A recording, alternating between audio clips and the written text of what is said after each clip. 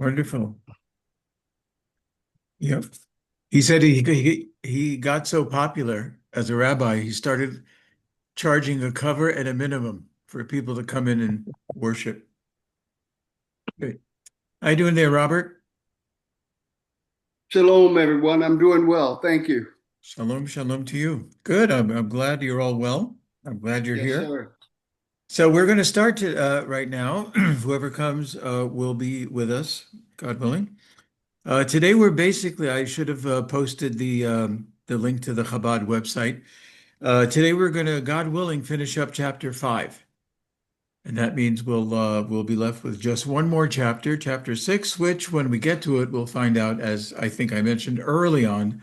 Originally, there were only 5 chapters of Pirke Avot, the ethics of the fathers, and then the rabbis decided that most opportune time to recite them on a weekly basis would be Shabbat afternoon, as the Shabbat afternoon got longer and longer due to the sun is up longer during the from Passover to Rosh Hashanah, the Jewish New Year. They said there were exactly 6 weeks in between, and I'm sorry, between Passover um, and Shavuot, the holiday of receiving the Torah. There's exactly 6 weeks. So let's add a chapter, and that way the Jewish community can read one chapter every Shabbat afternoon between the holidays of Passover and Shavuot, the giving of the Torah.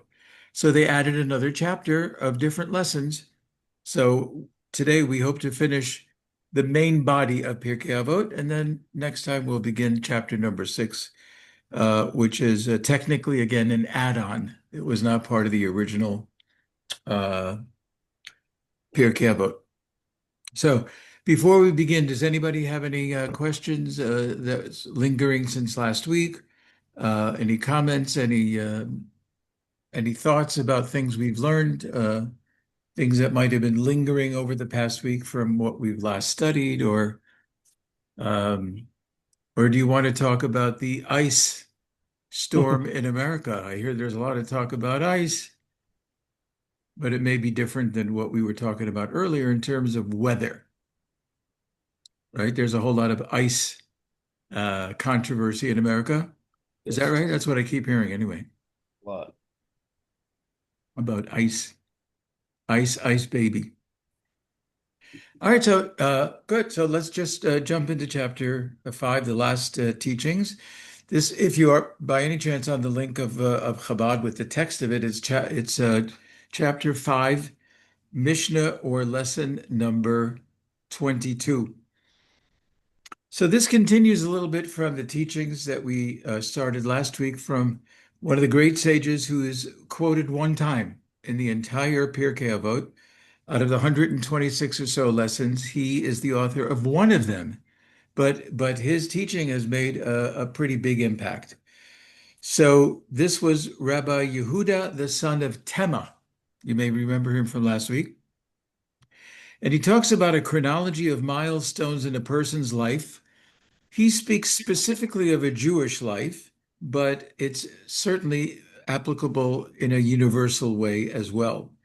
He takes us from the age of 5 all the way to the age of 100. And I'll just mention a few of those milestones and comment on maybe a handful of them because there's a lot of different things he mentions, and I wanted to concentrate on the more universal lessons.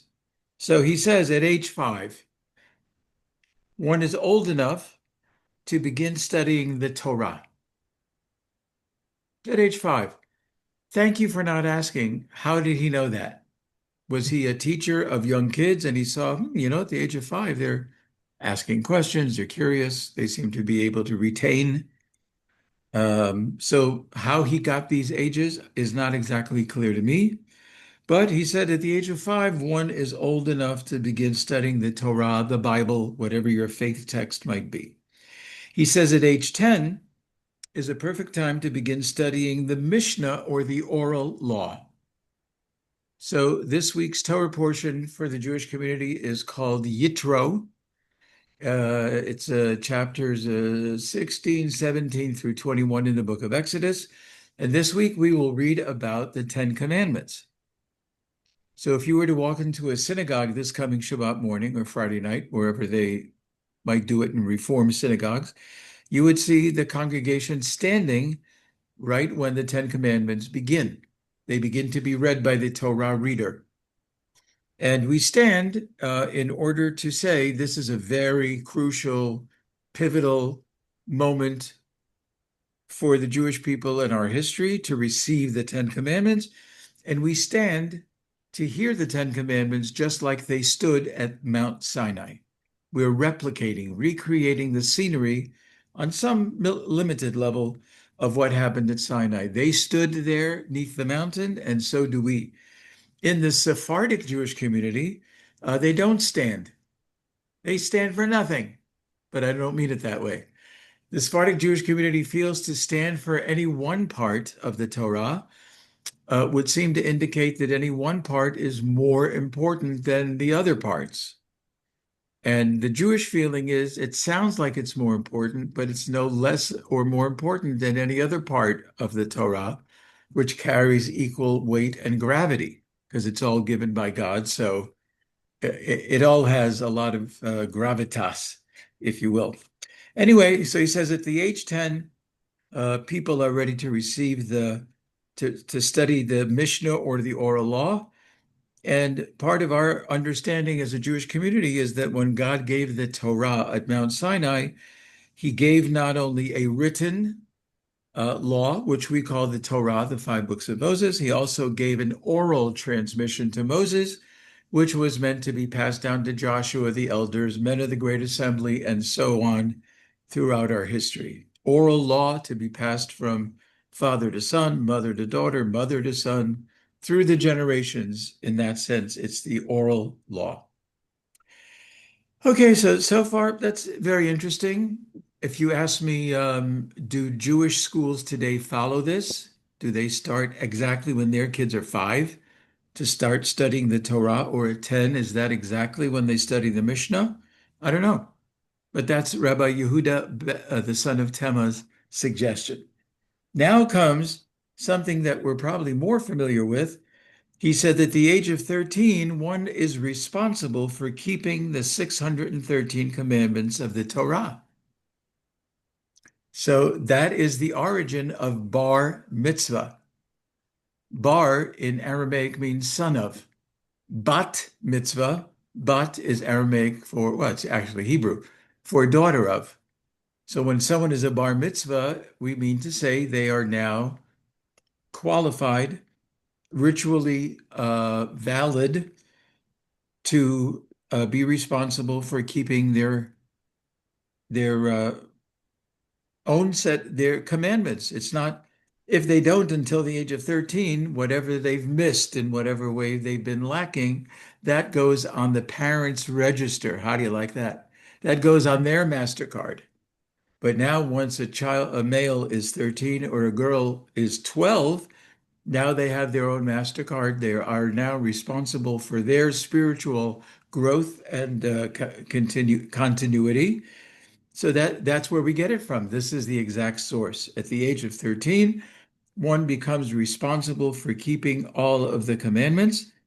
And even if they're not actually keeping them, at the age of 13, they're ready to at least know enough about them to know whether this is something they want to continue.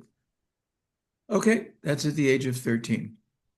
So this is what we have in the Jewish faith. Again, it's taken right from this text, this idea that at the age of 13, boys are ready, whether they're ready or not.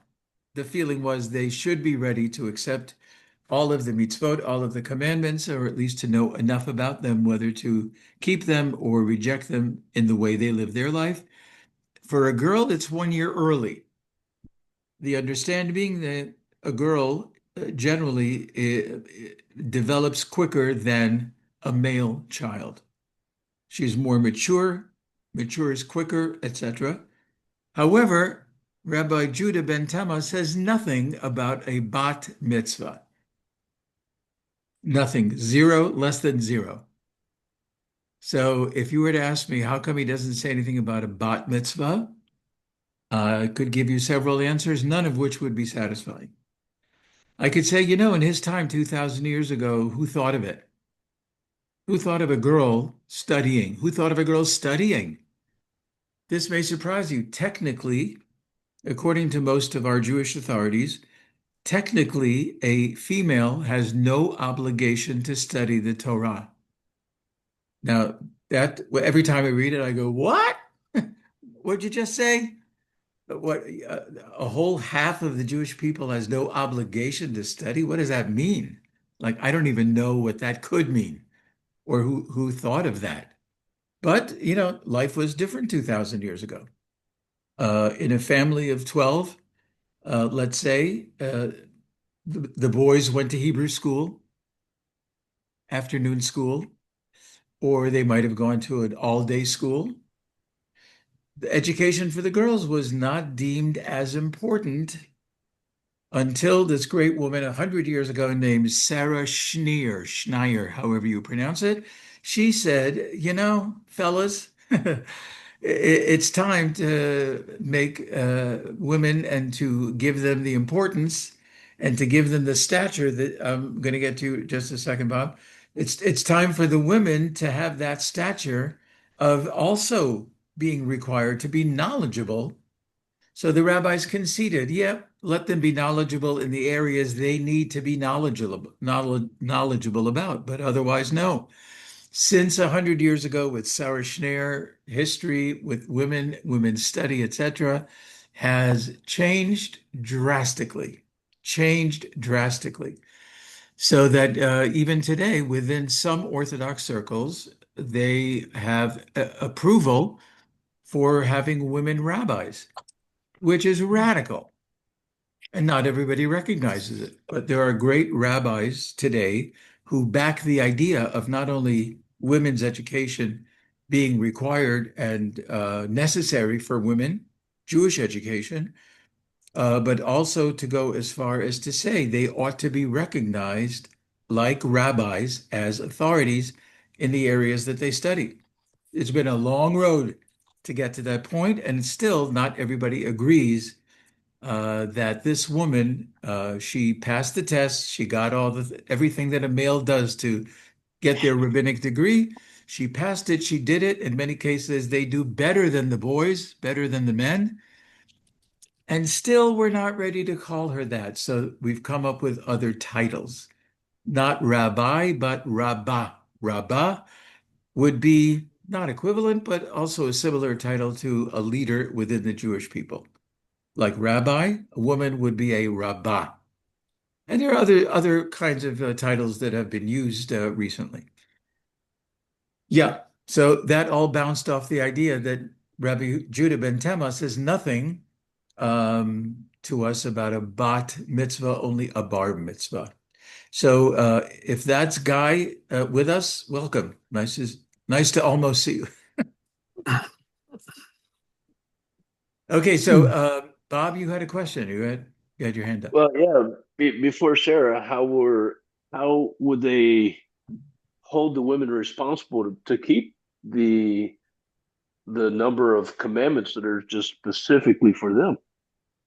So they would concede. They would concede and say, you need to know what you need to know for yourself as a woman, as a Jewish woman.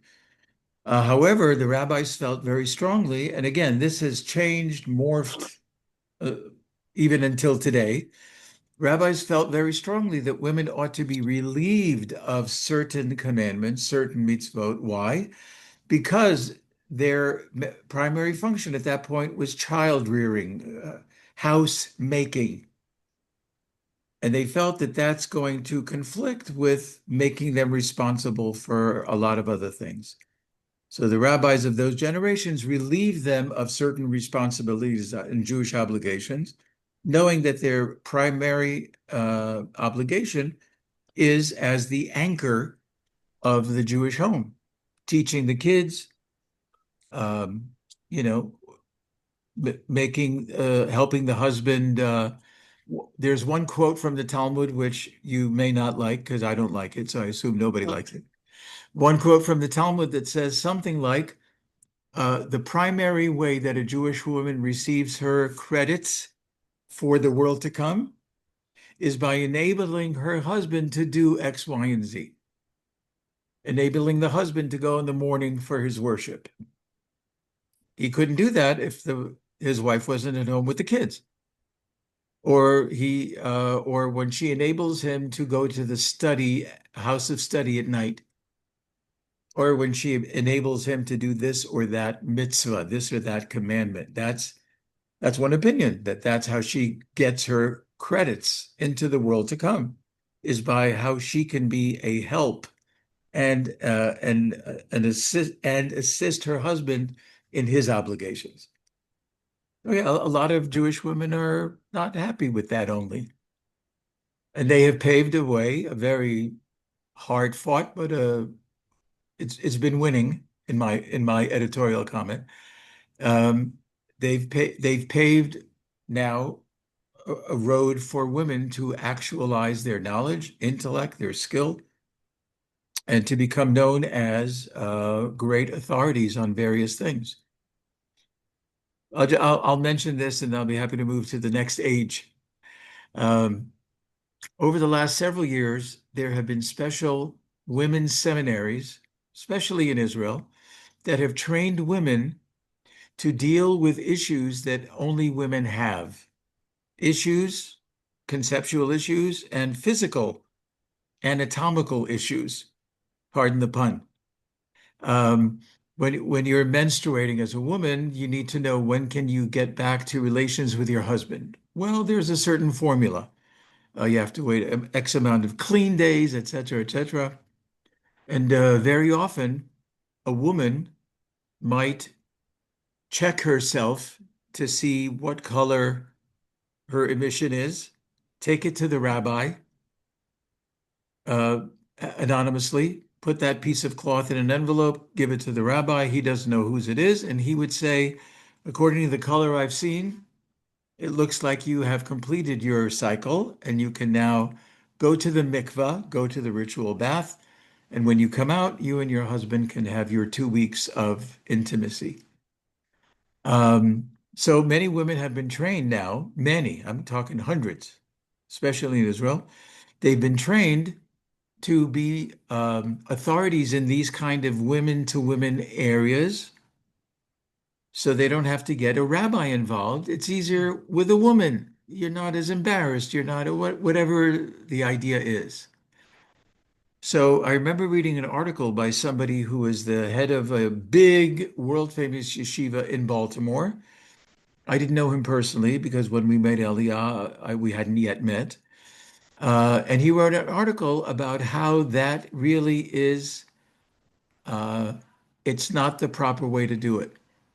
And of course, he was challenged. What's better than a woman authority dealing with women and their specific issues? Whether it's the cycle or it's other kinds of issues that deal directly with women that ought to be adjudicated by other women in order to save the embarrassment. The other women have expertise in this area. And he just he X'd the idea, gave a lot of reasons that I don't feel are good reasons. Who am I to feel if they are? He's a greater man and a greater scholar than I am. But I'm mentioning it because that's to the extent to which still some people within the Orthodox community, some authorities will not budge on these kinds of issues, even though it makes total sense, and it helps other women to deal with women who are authorities in specific Jewish areas. And some rabbis will just not move away from that square. It was more than I wanted to say, but I think you get the idea. Um, yeah. All right. Let's move on to a few more milestones in a Jewish life, but again, could be universal lessons for other faiths as well. And that is to say that he now jumps from the age of 10 being the age of 13 being a time to accept the mitzvot, accept the commandments as a responsible practicing Jew. And now he continues in his chronology.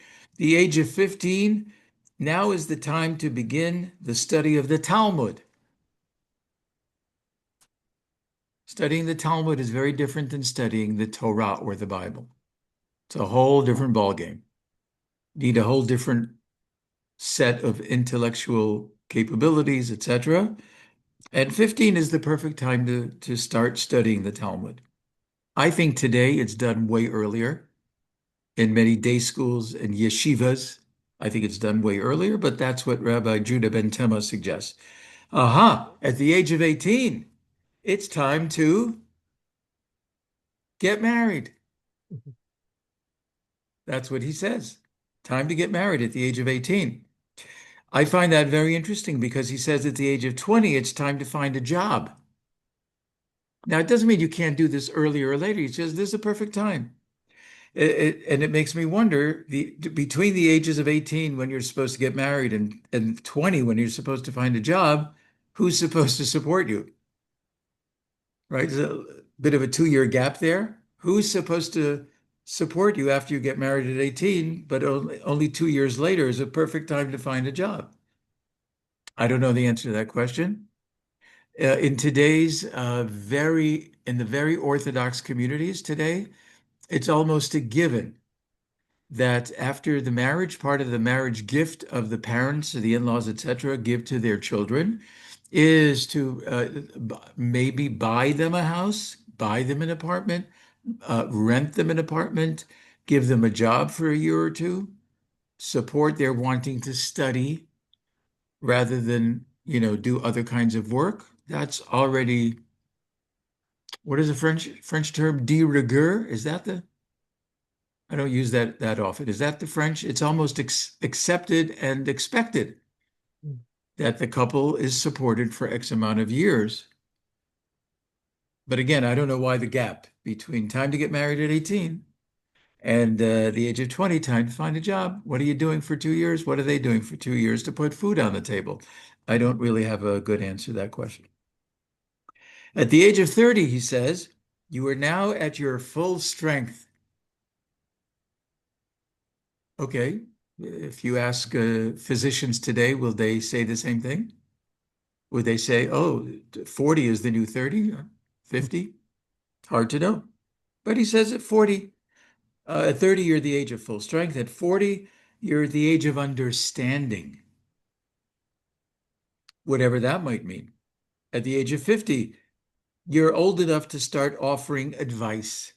The age of 50, people may start coming to you and saying, by the way, maybe you have some good advice about A, B, C, or D. So you're not just taking in information, but at the age of 50, you begin to start imparting information to others, offering guidance and advice, suggestions, etc. At the age of 60, you are at the point of maturity and wisdom. Isn't that nice? At the age of 60. Um, yeah. So have you ever heard of the name Rabbi Adin Steinsaltz? Does that name ring any bell? Rabbi Steinsaltz. He was the first one to complete an entire translation of the Talmud in a more understandable way than some of the previous editions of the entire Talmud translated in English. He not only translated the entire Talmud, 2,711 pages, A, B, 2,711 pages of them, translated into English, wrote extensive notes on the bottom of the pages. It's available in Hebrew. It's available in many languages, including English. And Rabbi Steinsaltz was the first one to ever have been published with that body of material by Random House. So it wasn't some Jewish publication house where they said, Harry, is the mimeograph machine still running? Oh, remember the mimeograph machines with that alcoholic smell? I don't know if you remember those. Random House, that's a biggie, right? They published it. That was considered to be a great celebration. I remember seeing clips of that. So Rabbi Steinsaltz has since passed away. He's written dozens of books, had major influence in the Jewish community. And on my 60th birthday, we met with him. Somehow got a way to have an appointment with him in Jerusalem. And he said to me, Mazel tov, mazel tov. I said, thank you very much. What's the two mazel tovs? He says, mazel tov number one is that you turned 60. That's great. Beautiful. Mazel tov number two is that in the Bible, in the Torah, very often, if there's a punishment for any particular sin, sometimes it is the punishment of karet. Karet, which means you are cut off early from your people. That means you die at a surprising age. Let's put it that way. Surprising. What is that surprising age? 60. So he said the second mazel tov is that you survived 60 years without doing anything so bad that required your leaving this earth earlier than expected. So that was the second mazel tov. They said, wow, you survived till 60. You must have been doing good things so far because you haven't been cut off from your people. I said, thank you very much. That was the age of 60. The age of 70, Rabbi Judah ben Tema says, you're now at a ripe old age. A ripe old age. I think today it's different. Here in Efrat, Wednesday mornings, I teach in a senior citizen center, day-care-ish. We have a lot of classes in the morning. I teach one of them on Wednesday mornings. One of the women there used to sing with the opera, I think it was in Chicago. She sang with the biggest names in opera, singing. Every few weeks, she still does an opera cantata, whatever you would call it, with the guy that teaches right before I teach. He's a musician, history of music. He plays them themed clips from various operas and whatever. And he plays along while she sings. And she is 95. She does not look like 95. She doesn't behave 95. If you heard her on the phone, she'd sound like a 40-year-old. And she's belting it out, all these operatic things, and nobody can hit the notes that she's hit. And actually, she sounds fabulous. Not just because she ekes it out. It's not like a violin bow against a skillet, where you go, please stop, please stop. Beautiful, pure notes. So to say that 70 is a ripe old age, I think for many people, it's much later today that you would consider them ripe and or old. Judah ben Tema at 80. Reaching this age shows that you have a strong and healthy body to have survived this so far. Did we need Rabbi Judah ben Tema to say this? Okay, I don't know. But at 80, wow, good for you. At 90, he says you're becoming bent over. So what does that mean? The physical posture you're bent over? Does it mean you've lived so much of life that you've experienced the good, the bad, the challenges, the blessings, and now you're bent over from life's experiences? Hard to know. The age of 100, you've lost so much of your health and mental faculties that you might as well be dead. Dead. Thank you. Right. You might as well be dead. I remember a rabbi I worked with in Baltimore. He used to have this whole anecdote about famous people, right? So when they first get to be heard about, we need somebody to entertain at our men's club annual fundraiser. Who do you think we ought to get? Blah, blah, blah, blah. Oh, that's a good name. That's a good name. That's a good name. How about John Doe? Oh, John Doe, I've heard a little bit about him. I don't know. Is he good? Is he good? John Doe? You've seen clips? Yeah, I don't know. John Doe becomes more popular. Now it's next year. By the way, is John Doe is he still available? Is he still performing? Oh, yeah. Oh, he's hotter than ever. If we could get him, we would rake in the money for this fundraiser for the Mets. Wow, John Doe. Can't even imagine he would even consider what we have to pay him. Next year, we gotta get John Doe. If we want to raise big bucks, we gotta get John Doe. So every year at the synagogue where I was working, they also had a day school of 1,000 children, K through 12. Every year was a fundraiser for the scholarship committee to be able to help kids whose parents couldn't afford the whole thing. So they held us one big evening. One evening, big names, big names. One evening we had Bill Cosby before we knew more about Bill Cosby. The guy that chaired it said Bill Cosby cost the most of any entertainer we've had. And they said, why are we having him if he's so expensive? He said, watch, just watch. In the end, he cost more than any entertainer they ever paid. They had more sponsors that night. They made more money than they ever made before with the most expensive entertainer. Why everybody said we gotta get Bill Cosby. And we did.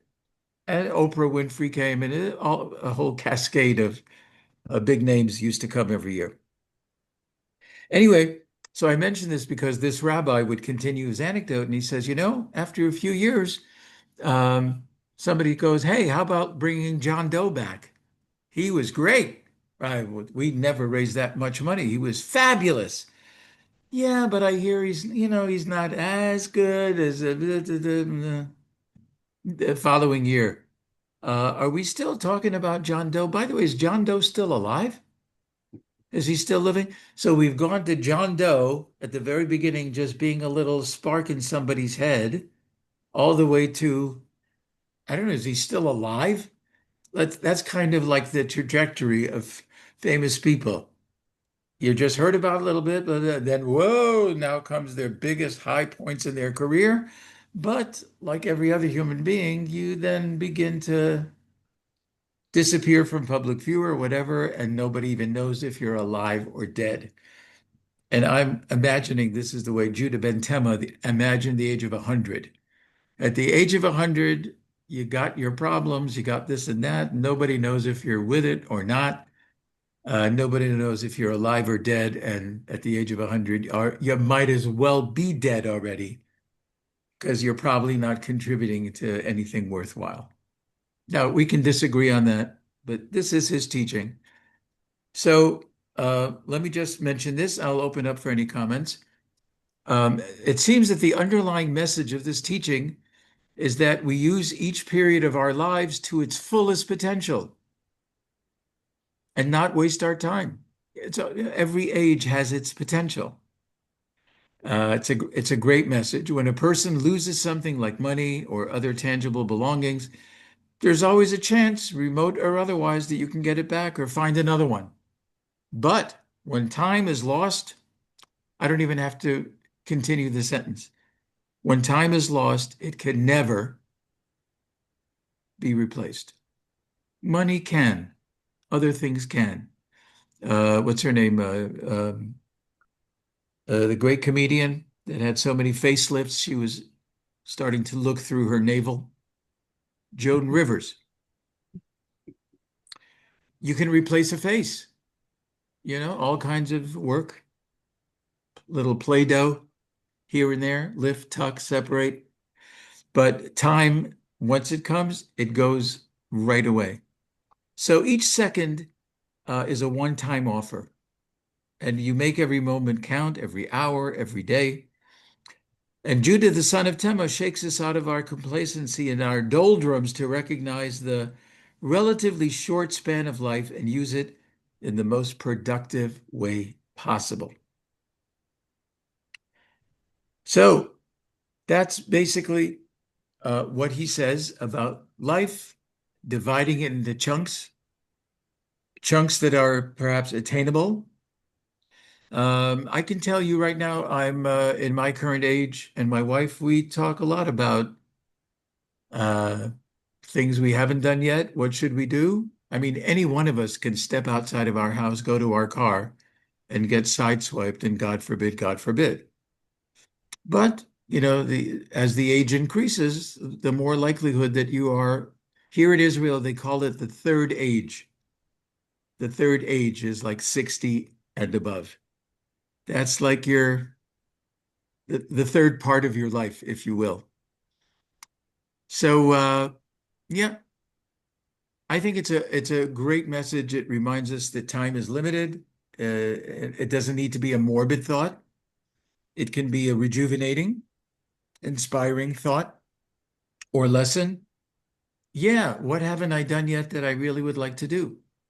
So now at my age, my wife is encouraging me to retire. It's not something I really want to do. My father passed away at the age of 90. He retired at 80. So I have a few years to go to that point. But yeah, every time I look at stuff, I say, "Oh, I'd like to immerse myself in this book." I went to a bookstore. I love that book, and I'd love to. But now I have to find the time to read the book that I really. It looks like it's very inspirational. But where you're going to find the time? Well, the answer is you make the time. So, do I have to retire fully? Not fully. I'm not anxious to retire. I don't think I'm ready to retire. I still think I have plenty to give, and I enjoy preparing for what I'm giving. And uh, it's very, very important to me. Anyway, so that's his general schedule of life broken up into its chunks.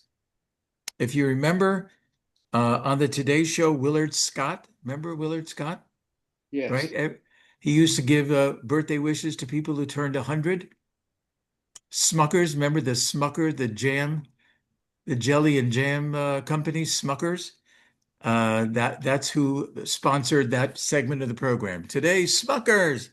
We want to wish a happy 100th birthday to Lola, whoever, who 100. There's a picture of Lola. Sometimes Lola is like that 95-year-old opera singer. Sometimes Lola looks like a sack of potatoes she was just placed in a chair. And people said, Lola, don't move. We're taking a picture. And she said, if I could move, I would move, but I can't move. So don't worry that I'm not going to move because I feel like a sack of potatoes in a chair. Um, anyway, I think what he has to say is very, very worthwhile hearing and internalizing. Uh, chunk your time, make as much as you can of the time that you have. One thing he didn't mention, because they didn't have iPhones and all those things back then, he didn't mention you have to be present in the time that you make. You have to be present in the time that you make. I don't know how much of that was an issue back 2,000 years ago about being present where you are. But that to me would be the only addendum I would add. If I would add anything, I would add that idea that wherever you are, whatever you're doing, be present. Um, okay, so I've talked enough.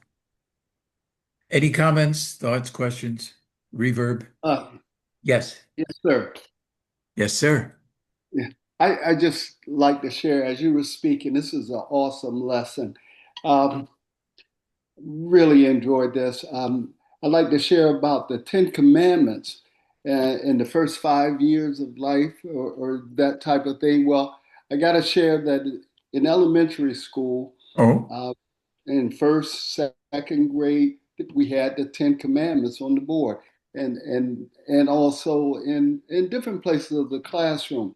Now that was important because the kids, the students at that time, we learned how to read it. Now, it wasn't with phonics, but it was just sight words. You just remember that particular commandment yeah. and you go to the next. So when you see it, you remember it. It was along the same line of teaching ethics and morality to first and second, third graders. So I thought that was real important. But also, Rabbi, while you were speaking about the Ten Commandments, our judicial system is geared around the Ten Commandments, and especially when it comes to all of the different types of crimes, they generally point to a commandment of sort.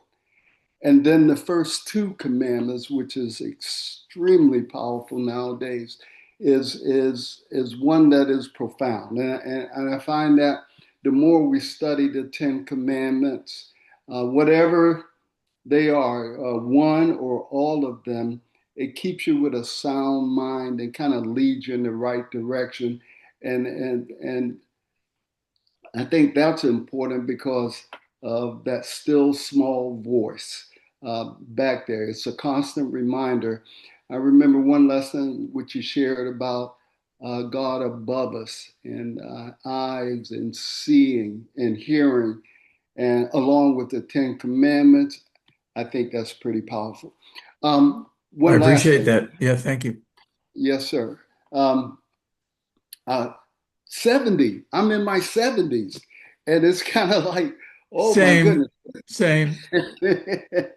So being in my 70s, this is profound. Much like how you said a few minutes ago, we don't know, one step away, you could be history. But nevertheless, it's important to be able to continue.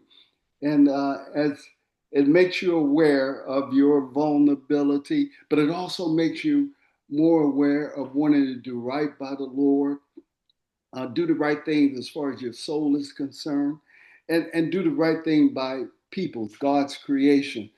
So a lesson like this for an elderly guy like myself means quite a bit. So I appreciate I'm glad you brought it home for yourself. This is it hit you very in a very powerful way. Yes, sir. That's great. That's great. That okay. I appreciate that. Yeah. I had Any a other? Go statement real ahead. quick. Yeah, sure. So on the thought or conversation about retirement, I've always had a question. To my knowledge, the Torah only speaks of an example of I think the Levites retiring at the age of 50. And I think that's the only example of retirement that I know of. So in the Jewish thought or maybe more in Israeli thought, is retirement a similar concept that we think of in the States, or is it different where people work as long as they can? Is there a difference? It's a very interesting question. Um, Here's my sense, you know, having no anecdotal evidence or whatever. Um, my sense is that in Israel, it's more of the economic factors that would make one consider working longer than perhaps even they thought they would or want to. The economy here is very different. Things are generally more expensive. And okay, it's part of the blessing of living here. If that's the cost of living here, I'm willing to pay it. Um, but I think for many people that drives their decision. Um, but even here, I know of many, many people who have officially retired from their jobs or their positions, but they continue to fill their day with volunteer activities. Okay. So I see that a lot on Facebook with many friends and neighbors, etc. Every Tuesday at 12, they're over here, and every Wednesday at 3, they're picking limes off a tree because that orchard, they're just falling on the ground and they're just rotting. So let's help this guy get back on his feet economically by helping to pick the limes, right? So the tendency here is to fill your day with worthwhile activities, even if you're not working at what your job was. Just to keep on doing it, uh, uh, paying a lot of attention. I'm not saying this doesn't occur in America and other places, a lot of attention to your extended family now. You want to be more with your spouse, more with your children, grandchildren, great grandchildren. Let's bring them along when we go pick limes, that kind of thing. So just being what's the word I'm looking for? Just to kind of sit around like a couch potato, whether you're working at a job that gives you some sustenance or just spiritual or otherwise joy and benefit. Um, it's not the ethos generally of the Israeli to just sit around and, do nothing. And many people will tell you, more than heart attacks and stuff like that, God forbid, that's a killer.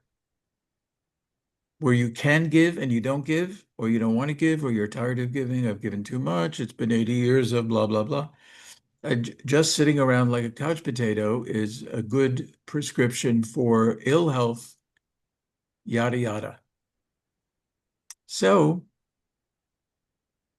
I, I think that's the most I can say about it without, Makes sense. having read 19 magazines about it, or, Mhm. American Medical Journal or Israeli statistics. But I think for Jews in Israel, it's anathema. Is that the word? To just sit around. Does that answer your question in It any does. way? Yep. Oh, Yeah. oh, Thank you. good, good. That's good to know. Yeah. Any other thoughts you might have about this listing from Rabbi Judah ben Tema, chopping up years into chunks, maximizing what's there potentially at every stage of the game? Um, yeah. Again, I would just summarize by saying that I think today Rabbi Judah ben Tema might have a very different list of ages. This is when it's appropriate too. Um, so we went to IKEA. There's an IKEA a half hour from here. Huge, like they all are, right? Huge IKEA. I needed to buy a certain kind of an end table. I found it. I found exactly what I was looking for. 3 levels, 4 levels with a drawer put right next to my recliner. Oh man, I can't wait to use it. Except I'm a total klutz when it comes to the screwdriver and okay, so you put the what into the who? There's a comedian, an Israeli Jewish comedian named Modi, Modi, very, very funny. He has this bit about how Jews don't go into things like Home Depot. He says, other people go in and they know the name of I'm looking for a 32 by 4-bit flange. I don't know what I'm talking about. A flange that, has a circular blah, blah, blah, that's a 32 millimeter, this and that, whatever. Do you have one? Oh, sure, right over here. The Jew walks in, he says, and he says, I'm looking for the thing that goes into something. Oh, that's very helpful, sir. Thank you, Mr. Malinowitz. We appreciate that. Like, we're not good at that. So why do I'm looking at this box that's ready to be put together? When is it going to be put together? The next time I see my 8-year-old grandson. 8. And he could probably put it together 2 years ago. So, you know, I think we live under different circumstances, different pressures, different kinds of knowledge that we amass for ourselves. And I think his list would be different in various ways. I think 2026, it may not hold up um, compared to our experiences, etc. So, any other comment before we look at one of the Yes, last? Yes, go ahead. Sure. again, along that same line, I remember the three score and ten, the promised land, the 70 years, and then And by plus 10. yes, Okay, you get 10 more for reasonable health, yeah, but somewhere strength. else, If yes, somebody is strength, strong enough, they can reach 80. yes. But then there's scriptures, especially in the Old Testament, um, Hebrew scriptures, that says 120 years Ah, is thank you for mentioning 120. conceivable. Yeah, And I thank you don't for know mentioning if that. it was, to that time period, but Well, it in is the written. Torah, it mentions that Moses was 120 when he died. Yes. So it's not unusual for Jewish people to say, "Oh, happy birthday till 120." Okay. That's a very popular phrase in Hebrew. Ad mea ve'esrim. You should live to be 120. Really? Who lived that long? Moses. I think maybe even King David, maybe, if I'm not exactly sure. But that's a very popular statement today. Greeting Mm, cards, birthday cards will often say that on the front cover. Until 120, yes. meaning, Yes. I don't know anybody who's gotten near that, Right. not the lady that sings opera. The way she belts it out, I think she's going backwards. She's actually 95 or 96, but every time I see her, I think she's less than she was the previous week because she's just aging so magnificently. Anyway, So, so yeah, Rabbi, uh, again, this is a great lesson for me. I'm just feeling it a little bit, good. but it it appears to me that if a person is living and God has blessed them with life, and is past this time of what we just said, talked about retirement, but nevertheless, he still has life in him. There's still a purpose, just my own personal belief. It's a purpose for him. So, so it's almost like maybe retirement is not the route that you should be going when you still got life. There's something else you can do for someone else. Uh, like you mentioned, volunteering and sharing, being a great family man, doing something for our fellow man, um, like being an ambassador for the Lord, Nice. especially if you have more life, you got life in you. Yes. So, so again, this kind of lesson is good for the elderly like myself. See, I look at you. I don't see an elderly. Uh, well, No, I'm there, it's bro. not just it's not just a throwaway comment. I mean, you look, and we know each other, from having meals together and stuff like that. Yes. You look, young, vibrant. You still got a lot of oomph Hmm. left in you, or so it indicates. I mean, the way I look at Yeah. you. So, um, if you listen to a lot of clips of people who have just suffered a loss, talking to another person who has suffered a loss, and they're Yes. trying to manage their way through this terrible grief, it is Yes. not unusual to hear one of them say, the best way that you can travel this road and reach the other side of acceptance, etc., the best way to do it is you must find a purpose. Amen. You must find a purpose. If you're purposeless, you'll be rudderless, nothing Yes. to hang on to, and you must find a reason for living. Every week I get together with, I mentioned probably Rabbi Leo D. 2.5 years ago, family went for a Passover vacation to the Jordan Valley. They had to go up north, and his wife and two of his five kids, two girls out of his five kids, were murdered by terrorists. Mm. That's almost half the family. Yes. And what he has given to other people, speeches, he's gone all over the world. He has access to you name it, in the Jewish world. If he wanted to Yes. make an appointment tomorrow with the prime minister, he could, because they know him. President of Israel, they know him. Other famous people within the Jewish world, they know him because they heard of that god-awful, terrible tragedy. And his message, when he goes around, he doesn't need notes anymore. I mean, it's all pouring out from his heart. And his main message is, if you're going through terrible grief, tragedy, challenge, etc., you must find a purpose. Yes. And that will channel whatever you feel into something that is a tribute to the people you lost, something that perpetuates their memory, perpetuates what was important to them. But many of them talk about that very, very prominently, a life of purpose. Otherwise, you know, you could dissolve. You could dissolve. So I very fortunate. For 6 years now, we meet every week to study together. And then was the tragedy almost 2.5 years ago. So it's a great privilege to study with him and to talk with him and etc. So here's where we're at. Um, we're just at the cusp of the last two teachings of chapter 5, and it is now uh, we are we're done with our hour.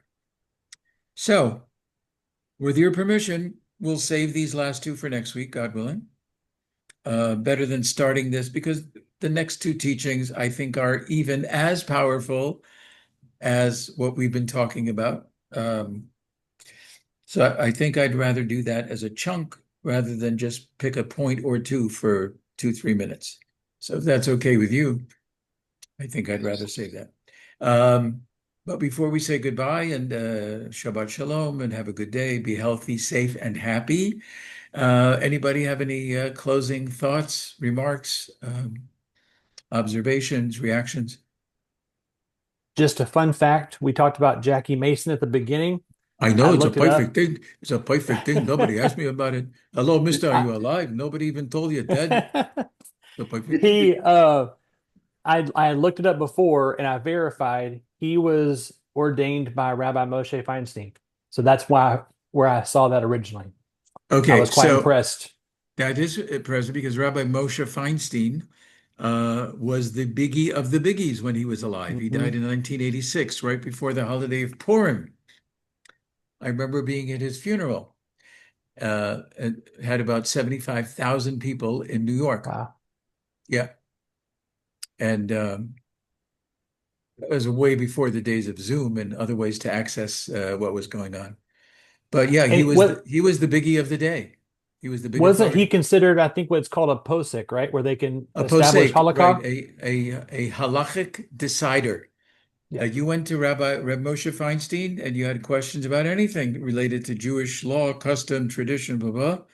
The Torah, the Mishnah, the what he knew it all. Quite a retentive mind to know where to look and how to look. Oh, is that?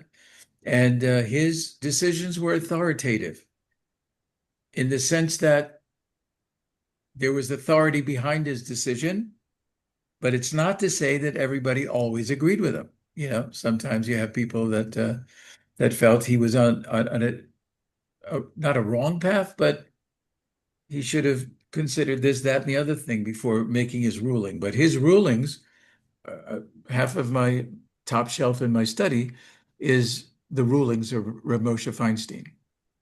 Today you have people who have replaced that. It's called in Hebrew Gadol Hador, which means the great one of the generation. Today we have many, several. So Rabbi Moshe Feinstein was one of them. Rabbi Soloveitchik, blessed memory, was another on top of the list. The Lubavitcher Rebbe died about 30 years ago. He was right up there at the top of the list, and maybe a couple of others. Rabbi Cook, when Rabbi Cook was alive, I think he died in 1935 or something like that. When he was alive, he was considered to be the first chief rabbi of it wasn't yet Israel, it was 1935, but he was considered to be the top level authority for issues in Israel that involved Jewish law, custom, practice, tradition, Jewish knowledge, the Torah, and other things. Yeah, so Who thank you for who would you say mentioning are that. the top couple today that have that status? Besides me, Yes. yeah, that surprised me that I just said that because I just took my fifth humility course this morning. I don't know, it dissipates during the day. I don't know what happened. I was so ready for this, and then the whole thing goes down. Or there's a rabbi at Yeshiva University. His name is Rabbi Herschel Schachter. Top. I think I've mentioned it before. He can give a 2.5 hour Talmud class, Jewish law class, mentioning 100 different sources with no paper in front of him. Wow. That's a level of accuracy. So he would be considered definitely one of them. There are other rabbis in Israel. If you were to ask me the chief rabbis of places like England, South Africa, where they have chief rabbis, the chief rabbis of Israel, Sephardi and Ashkenazi, would they be considered worldwide authorities? Not so sure. But who else besides Rabbi Herschel Schachter? That's a good question. Who are they? Years ago, you would have said the same three names I mentioned a few moments ago. Rabbi Soloveitchik, the Lubavitcher Rebbe, and Rabbi Moshe Feinstein. Is Rabbi Shalom Arush kind of thought of it that way? He's thought of that way within a certain piece of the pie. Yeah. Rabbi Arush, he's a Breslov Chassid, which means he is a rabbi within the Breslov movement, um, which is a Hasidic movement. And he is very authoritative for the people who are within Breslov. That's not to say that others don't recognize his greatness, scholarship, etc. They do, but he would be the top authority for that slice of that pie. Are you thinking of any other names Makes sense. that you keep hearing? Um, Yitzhak Ginsburg. Yitzhak Ginsburg, also a very specific slice of the pie. He is more Chabad, he's more Lubavitch, written tons of books, tons of books. But again, he's the chief rabbi for that piece of the pie. So can you think of one more name that you keep hearing that might have Let's more see. For universal me, appeal or for me, universal and who recognition? I listen to would be Avraham Greenbaum. There's a name I'm not familiar with. Um, and then I also like Alona Nava. Ah, okay. So I'll say this and then we'll end. Rabbi Alon Anava, we've heard him. We brought him to Ma'ale Adumim when we were living there. We met with him in Tzfat, which for some reason in English is called Safed, which doesn't sound like Tzfat at all, but I don't know what that's all about. Anyway, people like Rabbi Ginsburg, Rabbi Alon Anava, who was the other one that you mentioned? Greenbaum, Greenbaum, Rabbi Anava, you mentioned Rabbi Arush. Arusha. Yeah. So there's a few within that world that are recognized as like a top authority for them within that world. But again, it's a piece of the pie. Not Reb Moshe universal. Feinstein was the pie, if you know what I'm saying. Yeah, that makes So sense. it's not to belittle the other ones, it's just that they appeal to a certain audience. Right. And my wife, who listens to a lot of these that you just mentioned, she might even know this rabbi. Was it Greenberg? Greenbaum? Greenbaum. Or she might be listening to him too. She could probably tell you the next three people. Now that you've mentioned those three, she could probably tell you the next three people that you probably also listen to, because they are in a specific kind of a category Yeah. with a specific message about inner workings, inner soul, deep, deep workings of the soul, Kabbalah, Mhm. etc., which was not necessarily where Rabbi Moshe Feinstein or Rabbi Steinsaltz, it wasn't necessarily their world. Not that it excluded it, but that's not where they were focused. Mhm. So, wow, very interesting Very questions good. today and comments. Really appreciate it. Okay, so listen, just be well. Thank you for being with us today. Really appreciate it. And God willing, we'll see you next Wednesday. Thank you. Okay, take Okay. care. Be well. All right, Shavua Tov. Shavua See you next Tov. week. Shavua Tov. Be well. Regards.